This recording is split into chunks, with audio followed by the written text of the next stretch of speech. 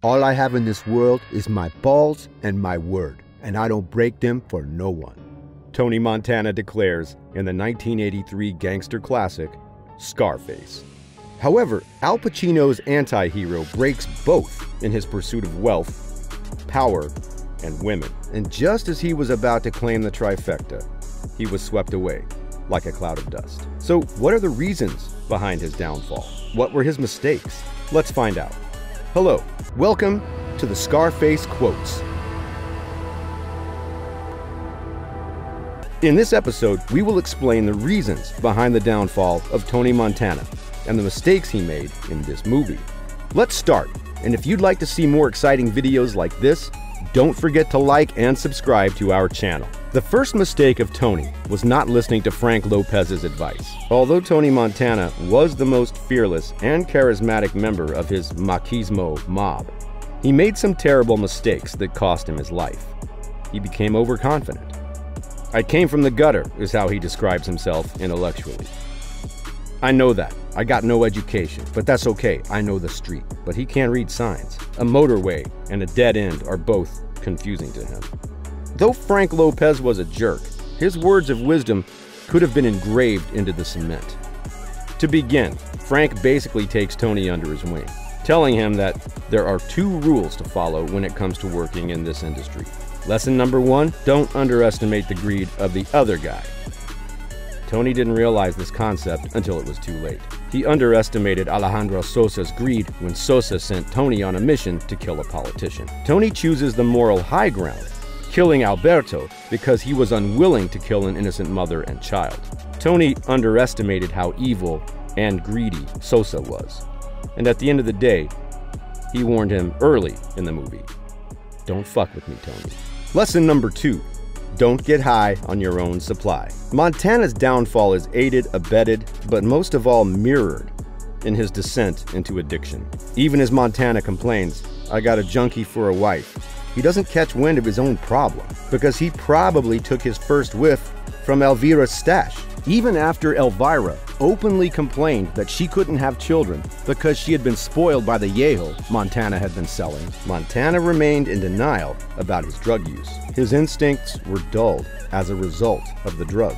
Tony would have spotted Sosa's soldiers encroaching on his compound if he hadn't been so high up in the security command center. His 10 bodyguards could have been placed in a defensive position on the property.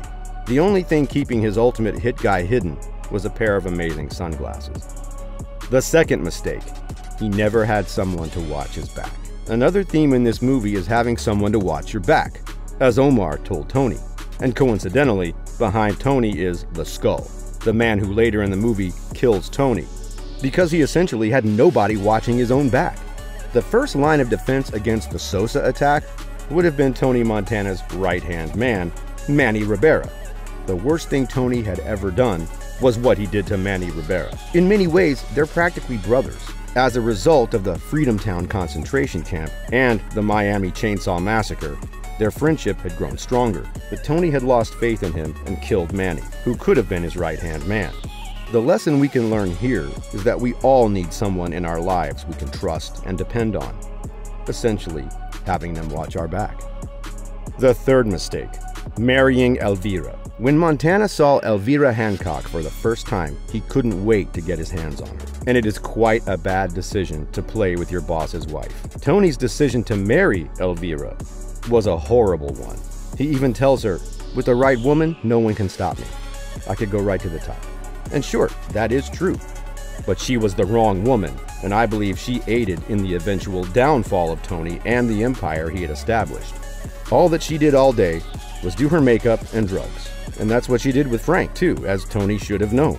Moreover, she had married Tony since she had no other choice after he killed her husband, Frank. During the elevator scene, you can see how Tony was completely fascinated by Elvira's beauty, and how it affected his judgment about whether or not she should be his future bride.